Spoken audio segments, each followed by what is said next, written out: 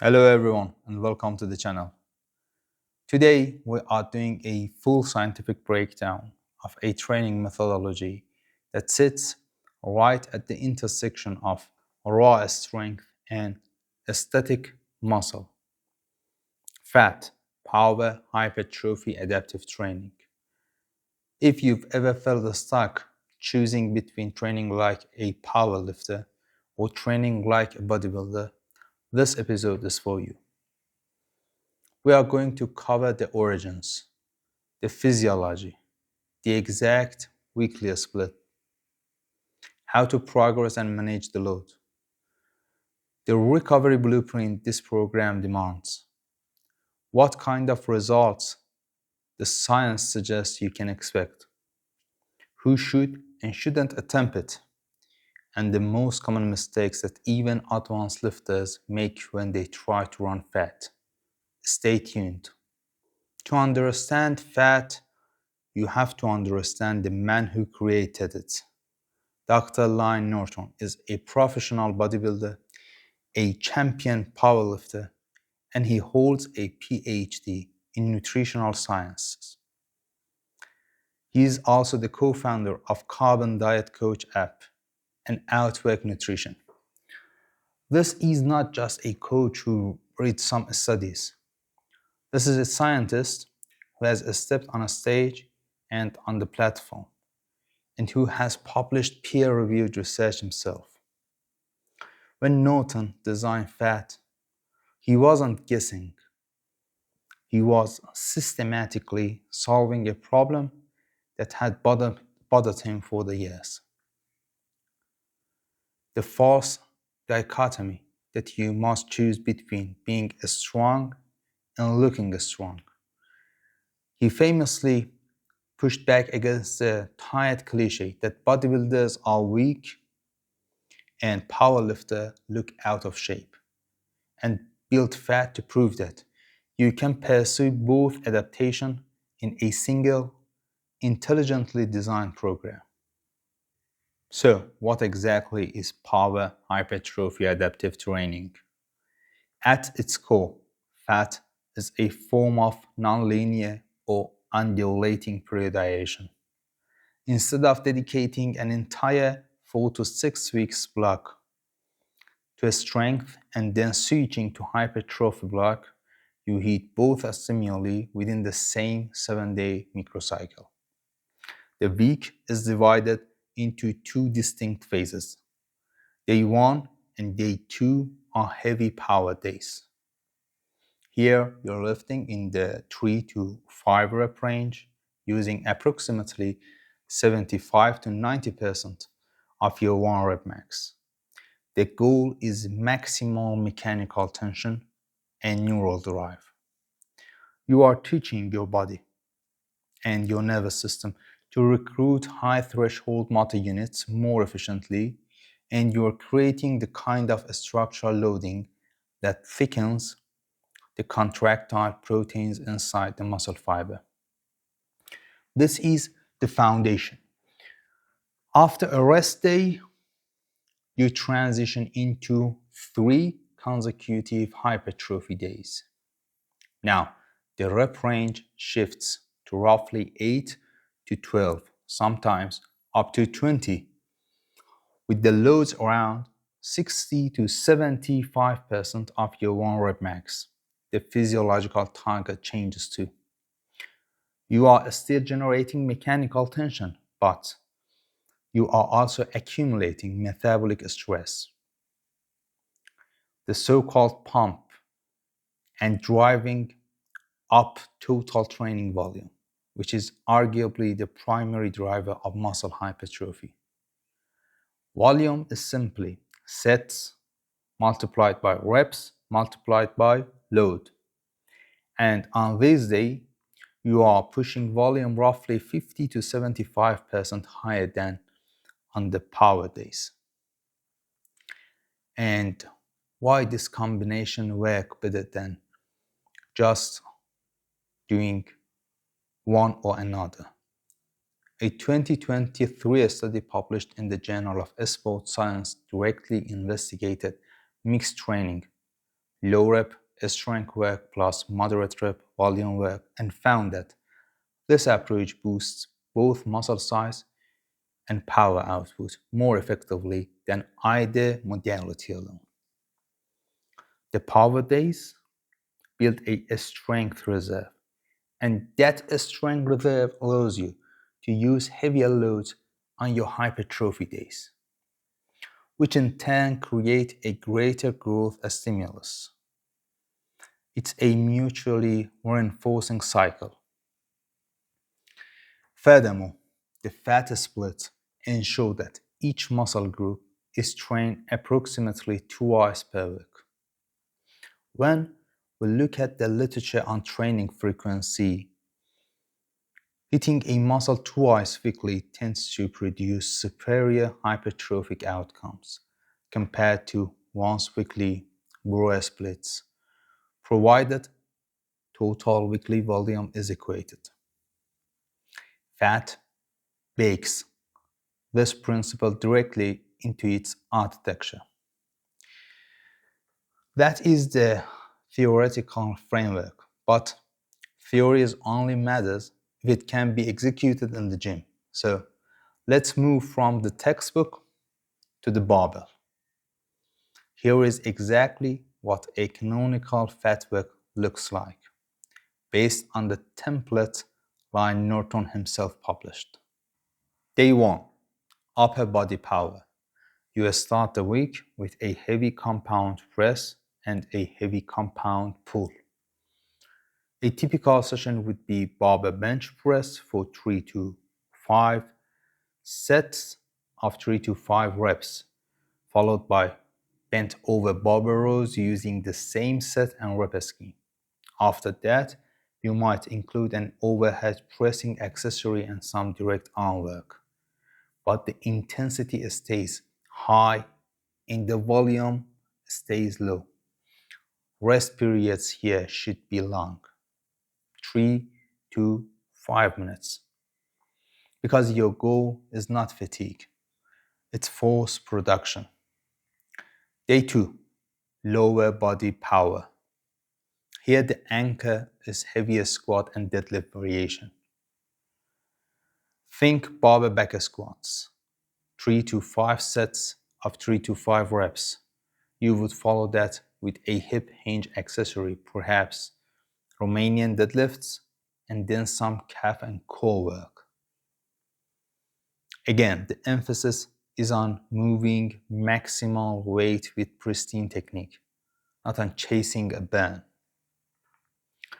Day 3, rest. This is non-negotiable. The neural and muscular fatigue accumulated during those first 2 heavy sessions is significant.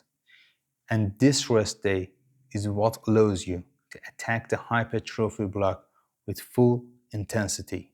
Day 4, back and shoulders hypertrophy. Now the game changes. You might begin with speed work on the same upper body power movements you use on Monday, but at a lighter load, around 85% of Monday's weight, focusing on explosive bar speed. Then you move into higher volume work, lat pull downs, cable rows, dumbbell shoulder presses, lateral raises, exercises that allows you to isolate and fatigue the target musculature without being limited by systematic load.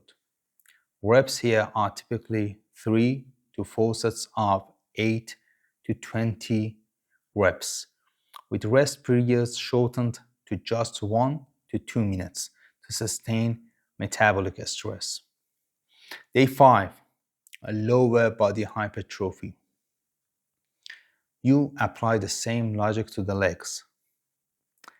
Speed squats or speed deadlifts first, then high volume accessory work, leg press, leg extension, hamstring curls, maybe some glute ham raises. You are chasing the pump now, accumulating a significant volume of work that will drive sarcoplasmatic hypertrophy and further reinforce the strength gains from earlier in the week. And day 6, chest and arms. The final training day targets the show muscle directly. You might start with a speed bench press, then move into incline dumbbell presses, cable flies, barbell curls, skull crushers, the kind of bodybuilding work that carves out detail and adds the final layer of muscle fullness. And day 7, rest. Then the cycle repeats and you chase progressive overload week after week. But knowing the split is only map to the treasure. The vehicle that gets you there week after week without crashing is the smart progression model. PHAT is not just add weight every session program. If you treat it like that way, your nervous system will tap out before your muscle ever really grow. So let's talk about the engine that drive the entire system: autoregulation and load management. To run PHAT successfully, you must abandon the idea of grinding absolute maximum weight on your power days every single week. Instead, you operate within a concept called RPE, or rate of perceived exertion, often paired with RIR, reps in reserve. RIR simply means how many more repetitions you could have completed before reaching technical failure. Dr. Norton and a growing evidence in resistance training literature now recommend that your heavy work should be performed at an RPE of 7 to 9, meaning you leave 1 to 3 reps in the tank. Staying shy of absolute failure preserves your neural recovery capacity, which in a 5-day concurrent program is the single most precious resource you have. A practical approach is to use a wave loading or linear step progression within a set range. For example, on your barbell bench press for 3 to 5 reps, you might select a starting load that you can comfortably lift for 5 clean reps with an 8 RPE, 2 to 3 reps in reserve. Each week, you attempt to add 2.5 kilograms while maintaining the same RPE ceiling. When the load finally pushes your RPE to a 9 and you lose the ability to leave a rep in reserve, you pull the weight back by roughly 5% and start the wave again. This allows progressive overload without ever redlining your central nervous system. The hypertrophy days follows a different progression logic, often summarized by the double progression method. Because these days rely on higher rep ranges, say 8 to 12, you first establish a weight that let you hit the bottom of that range across all sets with good form.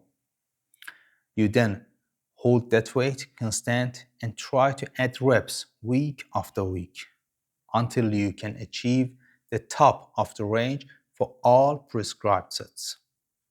Only then you increase the load by the smallest increment possible and drop the reps back to the bottom of the range, beginning the cycle again. This method dramatically reduces the risk of adding weight too aggressively and turning a hypertrophy session into a sloppy strength session. Finally, no progression plan survives contact with real-life stress without the concept of the deload. In a standard linear PHAT application, most lifters will require a strategic reduction in volume and intensity every 4 to 8 weeks. This is typically a planned reduction of volume to about 50 to 60% and intensity to 70% of your heaviest work for 1 week, which allows connective tissue to remodel and chronic fatigue to dissipate. Without this, the accumulated stress of the 2 power days and 3 hypertrophy days can silently move into overreaching, where performance stalls and injury risk spikes. Research on periodized resistance training consistently shows that planned restitutive periods lead to greater long-term strength and size gains than constant, uninterrupted loading. So, now you have the split and the progression engine that keeps it sustainable.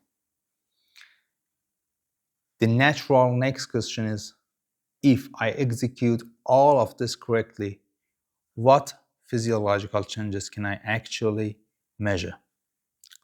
Let's talk about outcomes. First, expect significant strength increases on the big compound lifts because PHAT programs heavy, low-rep work every single week. Your neural adaptations, your brain's ability to coordinate muscle contraction will improve rapidly. You should see your squat, bench, and deadlift numbers climb, especially if you're coming from a purely hypertrophy-focused background where heavy loading was inconsistent. Second, expect measurable muscle hypertrophy. A 2022 study in the European Journal of Applied Physiology demonstrated that combining heavy loads in the 3 to 5 rep range with moderate loads in the 8 to 12 rep range maximizes muscle fiber recruitment across the spectrum, activating both the type 2 fast-twitch fiber that have the greatest growth potential and the type 1 fibers that benefits from higher volume work. This is PHAT's secret sauce. You're leaving no motor units behind. Third, expect improved work capacity. 5 sessions per week, with sessions often lasting plus 90 minutes, will fundamentally reshape your ability to tolerate and recover from high training volumes. This is an underrated adaptation that pays dividends long after you finish the program. That said, there is a caveat. PHAT is not magic. These results are contingent on adequate nutrition, especially a protein intake in the range of 1.6 to 2 grams per kilogram of body weight, and consistent, high-quality sleep to facilitate recovery. Without those pillars, the program's intensity will break you down rather than build you up. You just heard me mention that the result demands adequate nutrition and sleep. That wasn't a throwaway line. In a program of this magnitude, recovery isn't just supportive. It's the adaptive half of equation. So let's pull the curtains back on exactly what recovery architecture must look like for PHAT to work properly. Let's start with the structural recovery built into the week. The rest day on Wednesday is not an optional break. It's a physiologically necessary buffer. After 2 days of heavy, neural demanding work, your central nervous system experiences a measurable drop in performance capacity. Motor units firing frequency declines, and residual fatigue masks your true fitness. The day off allows the neurotransmitter balance to reset and permits an initial wave of muscle protein synthesis to peak without being interrupted by new damage. Skipping this rest day or turning it into active recovery of high intensity is the fastest way to arrive at the day 4 feeling sluggish and weak. Nutritionally, the most acute lever you can pull is protein quantity and timing. The frequently cited range, 1.6 to 2 grams of protein per kilogram of body weight per day, is not just a bodybuilding meme. It's supported by a 2018 meta-analysis in the British Journal of Sport Medicine that found this exact zone maximizes lean mass gains in resistant trained individuals. On fat, I would push you toward the higher end, closer to 2 grams. You should also distribute that protein across 4 to 5 feedings, each containing roughly 0.4 to 0.5 grams per kilogram of body weight, to spike protein synthesis multiple times per day. And then there is energy balance. Because fat combines heavy neurological loading with high volume metabolic work, the total energetic cost is enormous. Running this program in a sustained caloric deficit is a recipe for stagnation. Research on concurrent training shows that even a modest energy surplus of 200 to 300 calories above maintenance significantly improves the anabolic response and preserves strength gains. This is not a permission to eat without restriction, but a clear recommendation that fat is designed to be run in controlled surplus, or at very least at maintenance with exactly dialed in macros. Sleep 2 has a dose-response relationship with performance. A 2019 study on elite athletes demonstrated that sleeping fewer than 7 hours per night for an extended period impaired maximal strength output and increased markers of muscle damage. For fat, I want you to treat 7 hours as the absolute floor, with 8 to 9 hours being the target. Anything less, and the adaptive signal you're generating in the gym is not being fully translated into a structural change. So, fat can deliver impressive results, but only when the recovery house is built on rock, not sand. The honest question we have to ask now is this the right tool for you right now? Let me be unequivocal. PHAT is not a beginner program. If you're new to lifting, if you are still learning proper technique on the squat and deadlift, or if you haven't yet built a base for work capacity through simpler linear progression programs, do not start here. The volume and intensity combination will overwhelm your recovery capacity, and the risk of injury or burnout is high. PHAT is designed for intermediate to advanced lifters. The general consensus among coaches who program it is that you should have at least 1 to 2 years of consistent, structured training experience before attempting it. You need to know your body well enough to auto-regulate, to know when to push and when to pull back, because the program is demanding and doesn't offer much built-in flexibility. This program is ideally suited for powerlifter, the lifter who wants to look like a bodybuilder but refuses to be weak. It's also an excellent choice for off-season bodybuilders who need to add muscle mass to fill out their weight class. If you're the type of person who genuinely enjoy both the grind of heavy triple and the burn of higher rep sets, PHAT will feel like home.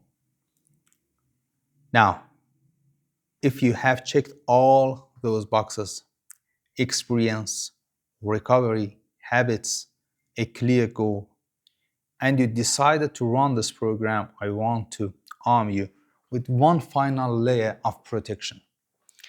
Even the right person can execute PHAT in the wrong way. Let's talk through the most common, costly mistakes so we can sidestep them entirely. Mistake 1. Training to failure on power days. This is the single most pervasive error I see. A lifter walks in on Monday and decides that because it is a power day, the only acceptable outcome is a grinder that requires a spotter and leaves the entire nervous system fired. Physiologically, going to failure on heavy compound lift dramatically increases central fatigue without providing proportionally more hypertrophy than stopping a reps or two shy. These fatigue then bleeds into the next day lower body session and stack up until the hypertrophy day become a chore rather than productive stimulus. The fix: cap your power day top sets at an RP 8 or 5. Leave a clean rep in tank always. Mistake 2. Turning hypertrophy exercise into a second power session. Just because you can add more weight to a lat pull down or dumbbell presses doesn't mean you should. When you overload an accessory movement to the point where you are only getting 4 or 5 sloppy reps, you have abandoned the hypertrophic pathway. You are no longer accumulating meaningful volume at the cost of heavy systematic strain. On hypertrophy day, the weight is simply a tool to create tension and metabolic stress in the target muscle. If your form breaks down before reach the 8 rep minimum, the weight is too heavy. Strip the ego, reduce the load, and chase the burn, not the number on the stack. And mistake 3, neglecting the speed work. On days 4, 5, and 6, the program often prescribes a speed variant of the primary lift. Many lifters skip this one or just lazily move through it. The purpose of speed work is to reinforce the neural growth of the heavy lift while enhancing rates of force development, all without joint strain of other maximal tension. Perform these reps with explosive, controlled intent. The concentric phase should be as fast as safely possible. This keeps your fast-twitch fiber primed and bridges the gap between new strength and the higher volume work that follows. And mistake 4, ignoring autoregulation on bad days. PHAT is not a spreadsheet that must be obeyed at all costs. If you sleep poorly, if life stress is high, or if you simply feel under-recovered, your prescribed 5 rep top set might actually feel like an 11 RPE effort. Forcing the load anyway breaks the feedback loop. The program allows for intelligent downregulation. You can drop the load by 5 to 10% for the day and still generate a productive stimulus. The goal is not to complete a set number of kilograms. The goal is to apply the appropriate magnitude of stress for your body's current state. And mistake 5, not eating and sleeping to support the demand.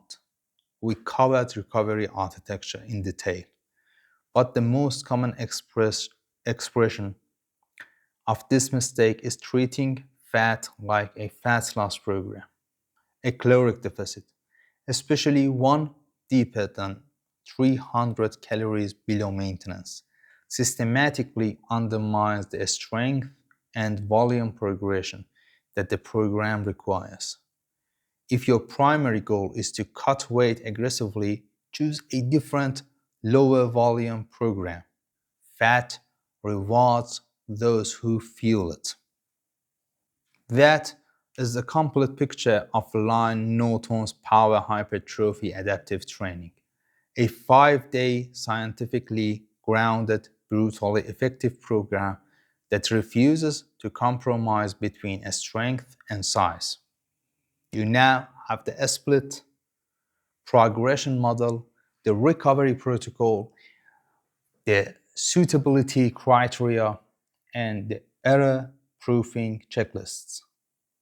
If you have the experience, the discipline, and the recovery particles to support it, PHAT can be the program that finally breaks you through the stubborn plateau. If you found this breakdown valuable, hit that like button, subscribe to the channel, and drop a comment below. Have you ever run PHAT, and what was your experience? I read every single one. As always, train smart, eat well, and I'll see you in the next episode.